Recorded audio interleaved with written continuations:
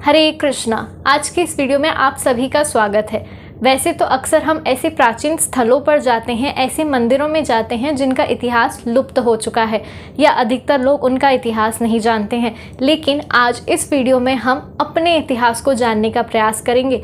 हम सभी जानते हैं कि हम मनुष्य हैं और कोई ना कोई गोत्र हमसे जुड़ी हुई है, किसी न किसी गोत्र के हम वंशज हैं, किसी न किसी ऋषियों की हम संतानें हैं।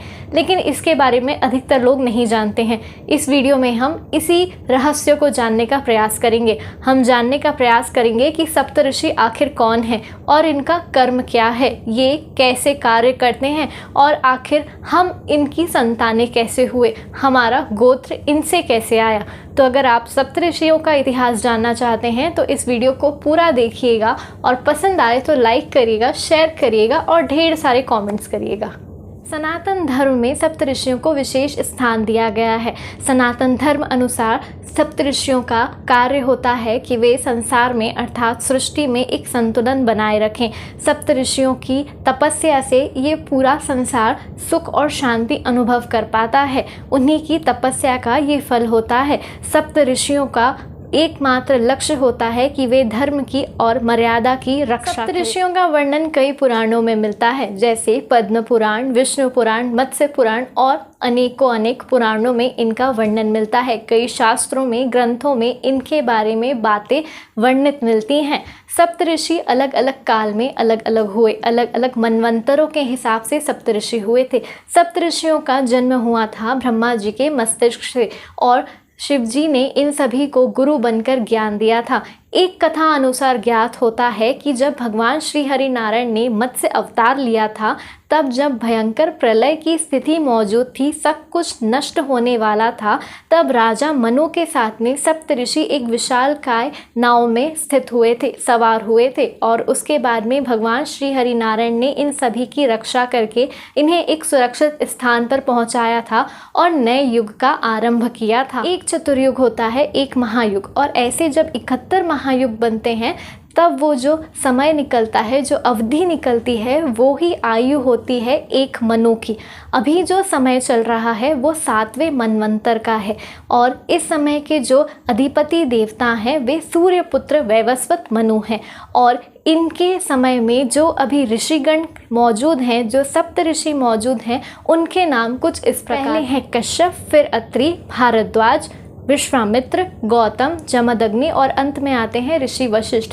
इन सब सप्तऋषियों का अभी मनवंतर काल शुरू है। ये सभी सप्तऋषि अभी हमारी सहायता कर रहे हैं अपनी तपस्या से, अपने जप और तप से इस संसार को संतुलित बनाए हुए हैं। आकाश में भी सप्तऋषियों का वर्णन मिलता है। जो सप्तऋषियों का तारामंडल हमें मिलता है उससे हमें सप्तऋषियों के दर्शन होते हैं। ऐसे कई स्थान पृथ्वी पर मौजूद हैं जहाँ से तारामंडल के दर्शन हो सकते हैं, जो कि सप्तऋषियों के तारामंडल के तौर पर जाने जाते हैं।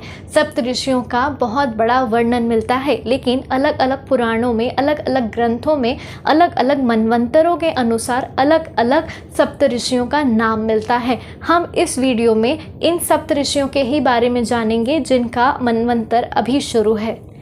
सप्तऋषियों से ही हमें गोत्र मिले हैं, सप्तऋषियों की ही हम संतानें हुए हैं, इसीलिए हमारे नाम के आगे जो गोत्र लगता है वो हमें किसी ना किसी ऋषि के नाम से ही मिलता है। कई बार ऐसा देखा गया है कि इतिहास में हमारे जो पूर्वज रहे वे अपने ऋषियों के नाम ही भूल गए, इसीलिए वो गोत्र जो थे वो धीरे धीरे बदल गए या किसी और के गोत्र बनते गए, जिन्हें टूटा गोत्र भी कहा गया। लेकिन जो मूल गोत्र रहे हैं वे इन ऋषियों के नाम पर ही आधारित हैं। जब भी विवाह आदि होता है तब ये देखा जाता है कि दोनों पक्षों का कहीं गोत्र एक तो नहीं है, क्योंकि अगर ऐसा होता है, गोत्र एक होते हैं यानी वे भाई बहन होते हैं, इसीलिए विवाह नहीं हो सकता है।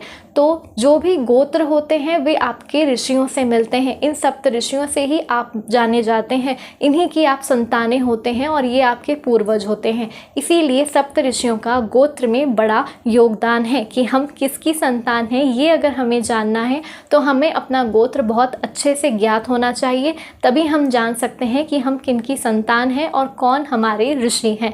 इस बारे में कम लोग जानते हैं और कई लोग इसका वर्णन भी भूल चुके हैं। आज जो हम गोत्र देखते हैं वे कई प्रकार के हो गए हैं। आजकल गोत्र के नाम पर कई सारे नाम सामने आने लगे हैं, लेकिन जो ओरिजिनल गोत्र होते हैं वे सभी ऋषियों के नाम पर ही होते हैं। जिन्हें ये पता है कि वे किस ऋषि की संतानें हैं, उनके आगे गोत्र सही लगा होता है, जैसे ऋषि भारद्वाज या ऋषि कश्यप। लेकिन जिन्हें नहीं पता कि वे किन की संतानें हैं, वे अपने गोत्र को गलत लगा देते हैं या उनके पूर्वजों ने उन्हें जैसा बताया वो टूटा गोत्र इस्तेमाल करते हैं। ऐसे धीरे धीरे इतिहास में कई गोत्र बने, जिनके बारे में हम किसी न किसी वीडियो में ज़रूर चर्चा करेंगे। लेकिन इस वीडियो में हम जानते हैं सप्तऋषियों की कथा के बारे में। सबसे पहले ऋषि हुए कश्यप ऋषि। इनकी 17 पत्नियां हुई। पहली पत्नी अदिति से जन्म हुआ देवताओं का और दूसरी पत्नी दीति से जन्म हुआ दैत्यों का। बाकी अनेक पत्नियों से अनेक प्राणियों का जन्म हुआ था। दूसरे ऋषि हुए अत्रि ऋषि। इनकी पत्नी का नाम अनुसुईया हुआ और इनकी संतान दत्तात्रेय भगवान हुए। जब राम, लक्ष्मण और सीता मैया वनवास के समय जा रहे थे, तब वे अत्रि ऋषि के आश्रम में ही विश्राम करने पहुंचे थे। तीसरे ऋषि हुए ऋषि भारद्वाज। ऋषि भारद्वाज ने अनेक ग्रंथों की रचना करी, जिसमें आयुर्वेद प्रमुख रहा। ऋषि भारद्वाज के पुत्र हुए द्रोणाचार्य, जिन्होंने आगे चल के महाभारत काल में पांडवों और कौरवों को युद्ध कौशल की कला सिखाई थी। चौथे ऋषि हुए ऋषि विश्वामित्र। विश्वामित्र जी गुरु हुए श्री राम और लक्ष्मण जी के। श्री राम को सीता मैया के स्वयंवर में ऋषि विश्वामित्र ही लेकर गए थे। ऋषि विश्वामित्र ने गायत्री मंत्र की रचना करी थी। फिर आते हैं गौतम ऋषि। गौतम ऋषि ने अपनी ही पत्नी अहिल्या को श्राप दिया था कि वे पत्थर की बन जाएंगी। अहिल्या को इस श्राप से मुक्ति श्री राम ने दिलवाई थी। फिर आते हैं ऋषि जमदग्नि। ऋषि जमदग्नि की पत्नी हुई रेणुका और इनके पुत्र हुए भगवान परशुराम। भगवान परशुराम जब अपनी शिक्षा ग्रहण करके वापस अपने घर लौटे थे, तब जमदग्नि जी ने इनकी परीक्षा लेने हेतु कहा कि ये मेरा आदेश है, तुम अपनी माता का ही सर काट दो। तब अपने पिता के आदेश का पालन करते हुए भगवान परशुराम ने माता रेणुका का सर काट दिया था। इस बात से ऋषि जमदग्नि बहुत ज़्यादा प्रसन्न हुए और भगवान परशुराम को वर मांगने हेतु कहा। तब वरदान स्वरूप ये मांगा भगवान परशुराम ने कि आप मेरी माता को पुनः जीवन दान दे दीजिए, उन्हें पुनः जीवित कर दीजिए। तब जमदग्नि जी ने अपनी तपस्या के बल से रेणुका माता को दोबारा जीवित किया था। आते हैं ऋषि वशिष्ठ। त्रेता युग में महाराजा दशरथ के चारों पुत्रों के गुरु हुए थे ऋषि वशिष्ठ। उम्मीद है आप सभी को ये वीडियो पसंद आया होगा और सप्त ऋषियों के बारे में जानकर अच्छा लगा होगा। अगर ऐसे वीडियो आप और देखना चाहते हैं, ऋषियों की कथाओं को आप जानना चाहते हैं, उनके इतिहास को आप जानना चाहते हैं, अपने खुद के इतिहास को यदि आप जानना चाहते हैं, तो इस चैनल को सब्सक्राइब करिए, वीडियो को लाइक करिए और शेयर करिए, ताकि हम ऐसे वीडियोज़ और भी बना सकें। हरे कृष्णा।